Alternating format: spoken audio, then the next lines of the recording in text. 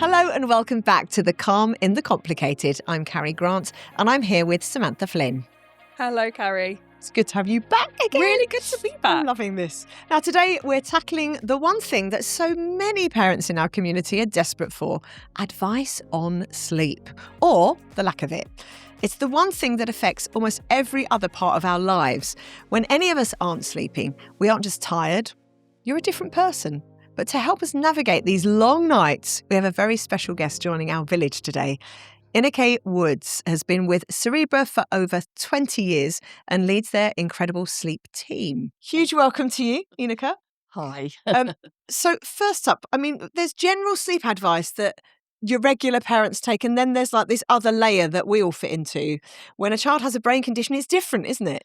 Absolutely. I feel that, the categories just totally change. It's not the sort of normal, it's the normal for us. And Right. I think the most important thing is that, we're looking at how that, how that is different and what we can do to make that much better for people. And I love that you're looking at that, because for so many of us parents of neurodivergent children, there is this feeling like we've still got all these old traditional ways of having to do it. And when they don't work, many of us blame ourselves, right? Absolutely. Yeah. I mean, the guilt that people feel when they shouldn't feel that way at all is just shocking. And I struggle with, over the years, working with families and having to witness and feel that from them, because, it's not on. It just shouldn't happen to them. And hopefully we're making a real difference now and making that more the norm, so to speak. What are the most common problems that people come to you with? I think probably is the settling, really. I think trying to settle is the worst thing for a lot of our children, because, again, society says, you get ready, have the bath, do the different things and go, get ready for bed. And that's not what fits in. A lot of our children come home from school, they take quite a long time to unwind, and they're not ready to fit into that sort of 7 o'clock bedtime routine. They need a little bit longer. They might need to do different things to self-regulate, to, sort of let off steam, maybe go through the day. There's so many things that our young people go through, and so many sort of stresses that they feel that generally you don't, Yeah. and that's why it's so hard. I always felt like there'd be a day where I'd really got it right. I was like, I've really nailed this tonight. I read 3 books, did a song, did a dance, did some gymnastics, and then they went to sleep. Yeah. And then it was on the menu every night. Yeah. So it was like I was having to do an hour show before bed. Yes. Yeah. I'm there, Carrie. I do that Yeah. every single night, and it has to be in the same order as well. Yeah. If I skip and I do, my husband and I, if we do something in the wrong menu. order, we have to go back to the appetizers because we've Yes. skipped, Absolutely. And I think that's the thing, isn't it? It's these sorts of things that maybe we're not aware of until we're living it. The importance of that structure, the importance of that familiarity and consistency of routine for my daughter particularly is so important. And it can feel like something that you're doing, and maybe you're adding a crutch or a level of something in that you don't need to, a level of complexity. But I really want that sleep, so I will jump through that hoop because it's what's You know needed. how important it is. And I think it's managing expectations Completely. of both you as a family unit, the whole family, and the child, obviously, with their needs and what makes them rest in the best possible way. So, yeah. Inneke, you've mentioned that lovely phrase that we hear so much, managing expectations. So can we just talk about, is it actually possible to get your child to sleep? Of course it is. Yeah. It is. It is possible, definitely. Oh my gosh, you're such a hope bringer. It is very, very much, it is doable. And I think, again, making sure, when we work with families, we make sure that, they understand that, this is going to happen as a collective thing. It's going to take time, and we're going to need to look at lots of different things, because most of the time it isn't just about the sleep that's the problem. It's actually lots of other things. 2 hours before, That's at what school happened with at the 1 school, o'clock. or the argument they had with their sister, or all those different sort of things that come up. Or there's been a phone call and mum's got to go to work tomorrow and they weren't expecting that. It is a different sort of way of thinking. And who's going to do the routine then if you're not there, and so I think that's the thing though, isn't it, that we can, and sleep is so pervasive, it touches every single aspect of our lives. So if we're not getting good sleep, I know with my daughter, I found it so hard. I knew I kind of had the knowledge of what to do and how to do it, but actually putting that in place, you've got no chance, because I was surviving on a couple of hours of broken sleep every night for months and months on end. So I think that's the thing, isn't it? It's that hand holding, it's that safe space for parents to be able to just come talk and through it talk all. through it Yeah. and have somebody validate what they're experiencing, and that what they're experiencing isn't wrong, and that actually it's real. It's our normal. Yeah, It's our yeah. normal. And it's so much more than just being a bit tired. Mm. It's about the safety and well-being of the whole house. We can talk about the deep dive into sleep support, but you've kind of covered that by telling us about how you're really listening and hearing parents. So those really important tips, I'm imagining, are going to come in the Sleep Tips booklet. Yes, Tell us what absolutely. it contains. It's exactly that. It has a list of different strategies that you can try at home. We have things like the bedtime routine. We have different strategies to help with our children going to sleep. So things like phase advancement is. What's that? So phase advancement is basically where you put your child to bed later, if they are falling asleep later, with a view to bring them back to a time that's a bit more Yeah. acceptable. There's gradual withdrawal, because some families want to come out of the room from their child if they're putting the child to bed at night, and And is the that child's a common leaving them. thing that the child needs to fall asleep with a parent in the room? Really common, yeah. We've got a lot of children that have got sort of separation issues, and think about what we're doing. We're all out working. Can you blame them? They want to be with mum and dad. So there is this sort of element of we want to do this, and not everyone does. People can co-sleep. It's perfectly acceptable to co-sleep.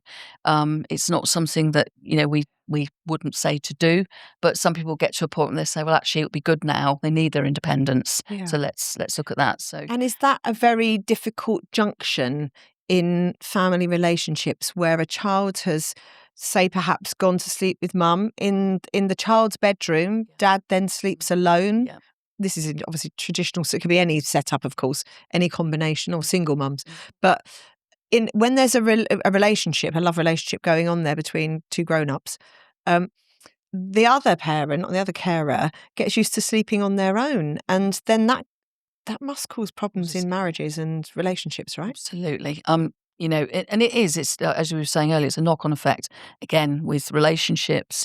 What do you So- advise in situations like that? Try and mix it up. If you can, try and mix it up. So if your child does need you, because you might not always be there might be some reason why you have to be away from home. Try and mix it up. Try not to be just that one parent all the time.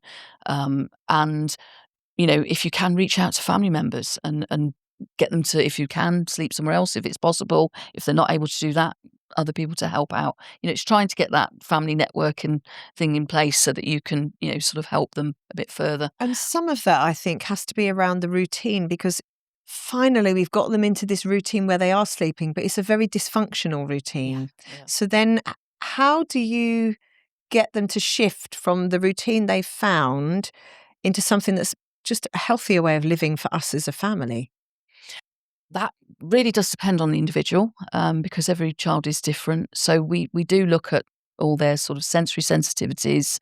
If they've got sensory issues, we look at, have they blown off enough energy throughout the day? Is there things that we can do to, to sort of sort that out so that they're feeling like their body is actually tired? Is their mind tired? We're looking at the whole picture, really, to make sure that they're able to do the relaxation. So we're thinking ahead. We're thinking about all the other things that are going on, and we make little tiny changes at a pace that works for them. Because I think that's the thing, isn't it? Is pacing as much as possible. Could you tell us a little bit about some of the sensory sensitivities that you talked about? So what comes up most? Anything from a simple thing of the pajamas that they're wearing to bed.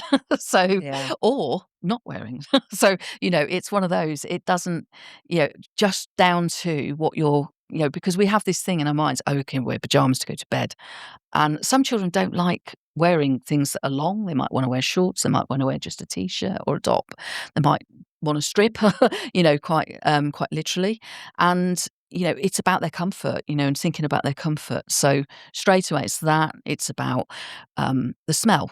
Smell is massive. So some of our families, they might be eating later in the evening, and there's natural smells going on in the home. And that can be off-putting if they can smell that, if the parents are eating later and things like that. There's other Noise, other I guess, things. is a big Noise one. is the massive Yeah. one, absolutely. Sound is huge, because something that comes up quite a lot with our families is that the children will go to bed and there's all the hustle and bustle going on downstairs. And then they're not going to sleep. And then it's time to go to sleep, but then it's gone deadly quiet. And it's really scary. I think if you're worrying about things, then that can be quite scary in itself. So that's silence. Is that why, like white noise? I know a white couple of my noise is kids love a bit of white noise to get to sleep. Yeah. Could you explain for our listeners what that is? So white noise is something that is a certain sort of frequency that you can listen to, and there are actually other versions of noise. So there's white, pink, brown, all sorts of different types of noise that you can listen to, and basically it's something you can put on in the background, and it just seems to kind of even things out for our families. But do look it up, guys, because it's really fascinating. It's a game changer. I mean, for me, it would drive me insane. Oh, I have to have. I fall asleep and it has to be perfect silence. Same. My daughter, however, she has to listen to peaceful piano music, and it has to go on. Okay. I am one of the top Spotify listeners of piano music, in the world. I think we might be the same, but with sounds of the sea. Yeah. Oh yes, yeah, yes, absolutely. I think that's it. It's personalisation. It's finding something that works as well. Yeah. What you don't want anything that's too intrusive, because you do need to be able to switch off a little bit, but to have that in that sleep. Background, absolutely. I feel like there is a real triangle between anxiety, toleration, and demands. And if the anxiety is really high, our toleration levels go lower. Absolutely. And then you can't put demands on. No. And sleep obviously works in that same way. Our toleration levels, as we all know when we don't sleep, go down, don't they? And then when someone's just a simple request feels like the biggest thing in the world. Absolutely. Yeah. Yeah. So lowering anxiety surely has got to be a real key one for you guys. Absolutely. And, things like meal times can be really stressful for a lot of young people. And we use lots of different strategies, but sort of taking the pressure off having to sit at a table and do this by having a mini buffet of things they might like to eat out to come and graze that, and if you've got, as you will know, Carrie, 4 children or however many children, we're a restaurant, you're doing kind of meals for every type of feeling and need for that week. Pasta. Just every day, pasta. That's it. Well, that's good. Beige food. If they're on beige food, at least you know where you've got to go there. Can we also talk about, because this is across every parent, knows this, and Cara, is screens. Yeah. And how they affect sleep, because they do, don't they? They do, yeah. So blue light is in any screen that you look at, the same as it's in any light as well. And the blue light is quite bad for obviously stopping the sort of melatonin release that happens in our bodies naturally from our brain. So really it's about learning how to use that, making sure that's on. So that's one sort of really good little point. One thing we say as well is try and avoid, unless you've got a very expensive television, which most of us haven't, try and avoid using televisions if you're watching things like films in bedrooms, and use tablets, because you can put that sort of filter on, that blue light filter on, which is really useful. And I think the biggie for us is that obviously we want our children to switch off and not use the tablets and the game machine, especially just before bed. Before bed. And we try and do that an hour beforehand, wherever possible. However, there are times where we have to look at whether that demand is just too much for our kids. It's another negotiation. It's a negotiation, and it's something that we can work on and work with our children. And we've had some real successes with that, where they naturally have stopped the use of it at that time. Amazing. Because they've seen the benefit of it. So, there's a few things there that, you can sort of have a look at. But again, every child is different. And I think, we certainly don't go in and say, right, we're going to take your tablet off you, because that's one of the fears for a lot of our families is they say, we're worried that you're going to say, that's got to go straight away because that's been a lifesaver for us. Yeah, absolutely. And you Absolutely. can It's different in understand our it community, if you're isn't it? The living it, rules yeah. are different. It doesn't sound like you're saying you must do this, you must change. No.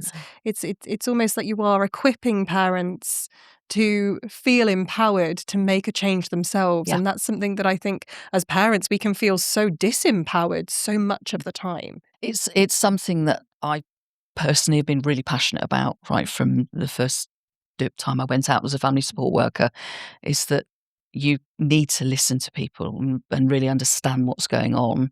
And actually, someone saying, do it that way, this way, it's not always. It needs to come from you. You need to be ready. Some families that we work with will get straight in and start doing lots of things straight away and are quite happy to do that. And others, they just haven't got the capacity at that time because they've got one child currently going through the HCP, another child is moving to another school, so they've got all the upheaval of that. They've got another child that's going to college and they're trying to deal with that. There's sometimes just too much going on. Wow. And it is really important to get that sleep right, but you've got to weigh up what you can do and balance it. We've said already, it can feel so isolating being a parent whose child really chronically does not sleep. Mm. And can you tell us a little bit about the group support sessions? We offer a few different things, and one of them is that we do sleep seminars, which are held online, and they are managing sleep. So it's all about the strategies, it's all about the science of sleep and what it does and how the melatonin works and all the different hints and tips. And it's really accessible because it's online and obviously it's over a few hours. It's held every 2 months. So we do one every other month now.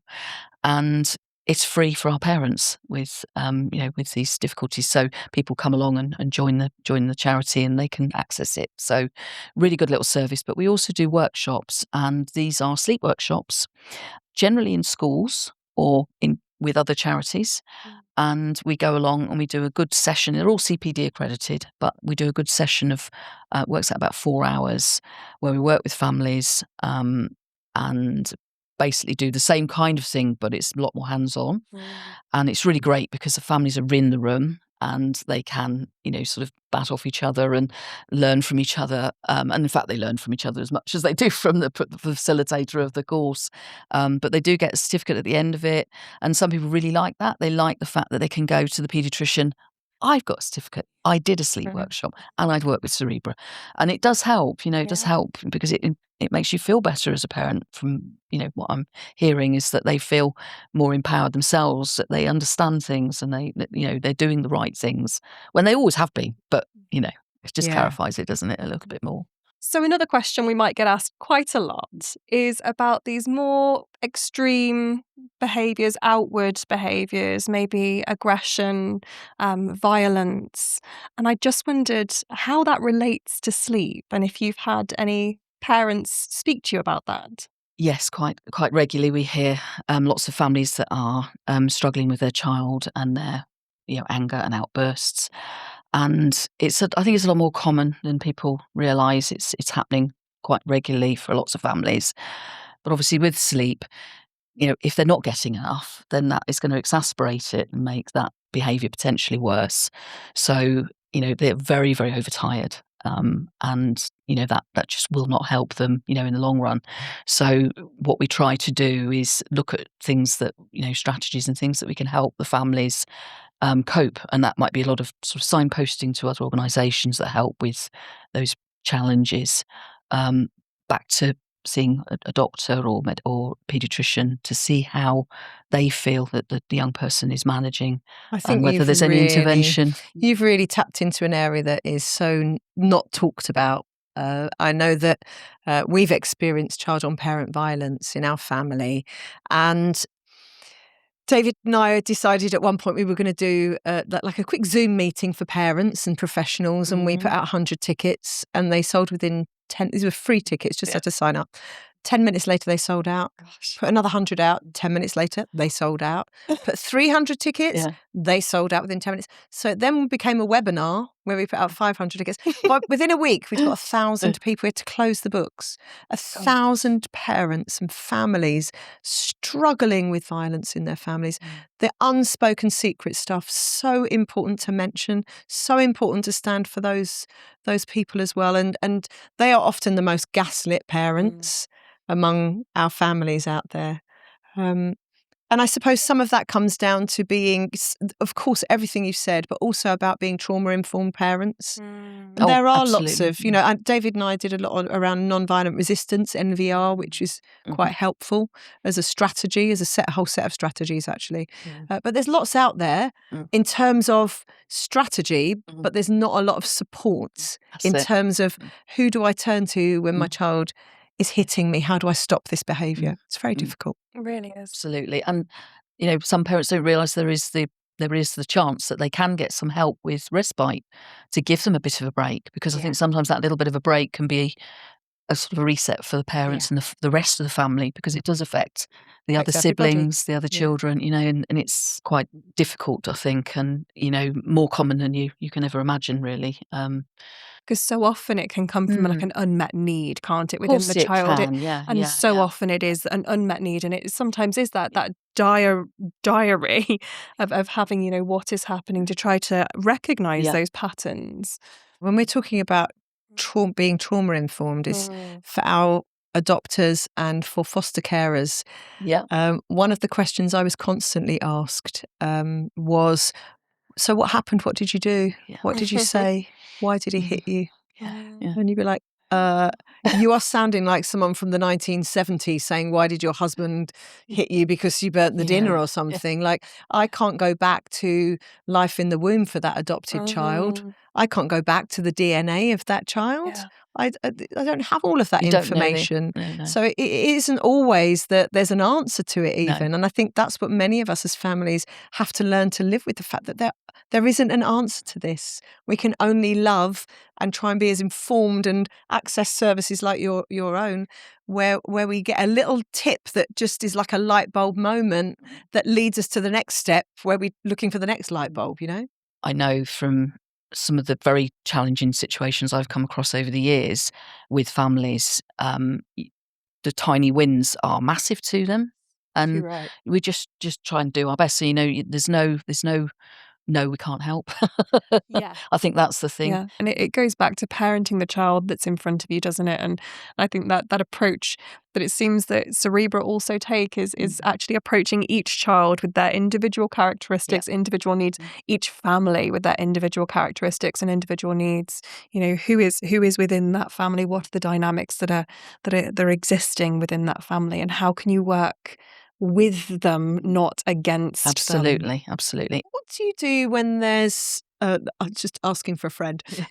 When you've got 4 children, perhaps. When you've got 4 children and one child's routine is diametrically opposed to another child's. That child needs quiet, this one needs noise or whatever. We have some really bizarre sleeping arrangements going on, because what goes.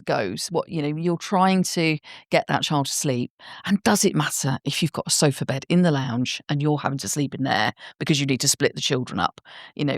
Sleep is so important that we will suggest and look at different ways of making that work. So if it is that downstairs is too noisy because the fridge is going off and there's sounds happening, so we're going to put the child that doesn't like the noise upstairs, and we're going to try and set up a new bedroom downstairs for the other child. Obviously not everyone has that luxury, so it's space, isn't it? That's a big thing. But some people would say you're normalising dysfunction. Probably am there, but it's let's normalise it. Let's do it. That's what it is normal. It is normal to our families. It's normal to mine, and it's normal to you. Absolutely, and to so many others as well. I think that's the important thing. Inneke, thank you so much for the advice you've given our parents this morning. It's super helpful. But it's about those small wins, isn't it? Leading to the really, really big changes. And now this part of the show is where we hand over to you. We hear your voices. We've always said that we want this podcast to be a conversation, not a lecture. So that means bringing in your voices into our little space here. We've been checking the inbox and listening to your community messages, and it's just so clear that while our children are all unique, the things we feel, the frustrations, the worries, and those brilliant little moments of joy are things that we all share. Hello, my name is Jane, and I am a parent to Lyra and Joseph. Lyra has a rare genetic condition, amongst other things. There's two questions to that: is what is the sleep challenge for her, and what is the sleep challenge for us? Because I think a lot of times people just focus on the sleep for the child or the person, but actually it's a whole knock-on effect. Lyra goes through kind of stages of where she is the sleep is good, she goes to bed in a nice routine by 8 o'clock and kind of wakes up. She's a bit of an early bird, so wakes up about 6. And then if I go back to Friday, Saturday, Sunday, she was up at 12:30 and didn't really go back to sleep. She's fighting us. She's got limited language, so she's trying to tell us that she's either scared. So that kind of that's been hard because obviously she's doing everything she can to not be asleep. It's slightly different for us because me, Lyra, and husband Mark, we all share the same room. So one of the other conditions that Lyra's got is she's got epilepsy, and a lot of that manifested into nocturnal tonic-clonics. So I sleep with her because that was the only way of me getting decent sleep. To know that if there was a seizure, I could feel it. So once one's up, we're all up. And then I suppose the knock-on effect for us is that both Mark and I still work. And you can't really just have a day off because you've not had much sleep, and that kind of just impacts, our energy levels are waned because of the lack of sleep. I am definitely somebody who needs sleep. My husband can kind of cope on less sleep than me. I tend to take Lyra to bed and kind of get her all settled and all that kind of stuff. And he will definitely be the person, if kind of at 4:30 she's up and needs to be going downstairs, he's the person that takes her. He can cope with that much better than I can. And where possible, some of the things that we perhaps would have done with our son Joseph, so he's typical, for want of a better word. We would have kind of done that tough love and kind of let him cry, or not given into some of those demands. With Lyra, we give into those demands because we're conscious that he's in the process of doing his A-levels. He needs sleep. He's a growing 16-year-old. So in effect, that's how we manage it. I think there's lots of things to be grateful for. I think there's it's easy when you've got a child with complex needs to kind of focus on the negatives, but they bring so much. They bring laughter that you would never have for lots of things. I think for me, we've not had a seizure, and I know that's completely out of her control, and I'm a bit anti this whole kind of putting up posts on Facebook to say I'm 3 months seizure free, because in some way you've got no control over it. But we've not had a tonic-clonic now for a couple of years, and that has massively changed just the relaxation that particularly me and Mark get when we go to bed. So that's a win. That is a win-win. Oh, how wonderful to Wow. hear a win. To hear a Absolutely. win. It's always important, isn't it? And I think it was really important to hear there from Jane about as well the additional complexities that often coexist in families. So having a child having limited language and not being able to communicate what isn't quite working for them. As you were saying earlier about pajamas, feeling wrong, but perhaps not being able to express that, but also then the additional conditions such as epilepsy that then again complicate how sleep can happen. I think, sadly, it's more common than you think that, there's a lot more families than you think with children with epilepsy. And that is a whole different ballgame because you're constantly concerned for, obviously, their well-being and their medical needs. And, people are different. There are various things you can get, things you can do to get that right. But at the end of the day, if your child's got the risk of having a seizure, you're going to want to be close to them, aren't you? And it sounds like they've done an incredible job doing what they're doing, and I'm very, very amazed, that they've got through that and worked through it. And obviously, she's going to get older, and things will change again, won't they? So it's fascinating. It's incredible how what is effectively, when I'm looking at that, and I relate to so much of what we've just seen there. Thank you, Jane. Is that complete dysfunction is our idea of success? Yes. I think we should just pat ourselves on the back for that. Yeah, Dysfunction's okay. It really is. And it can be it can be functional, right? Dysfunction can be functional. Yeah, absolutely. Absolutely. If you'd like to send us an email or voice note, please send it to calm@cerebra.org.uk and we might be able to use it in a future episode. We're going to let Inneke go now and hopefully get some rest herself, get some good sleep. Before we finish, a quick reminder that the sleep service and all these amazing resources are only possible because of the fundraising that you do. If you found this episode helpful, please consider supporting Cerebra. Whether it's a donation or signing up for the Count Me In lottery for just £1.20 a week, you're helping another family finally get the rest they need.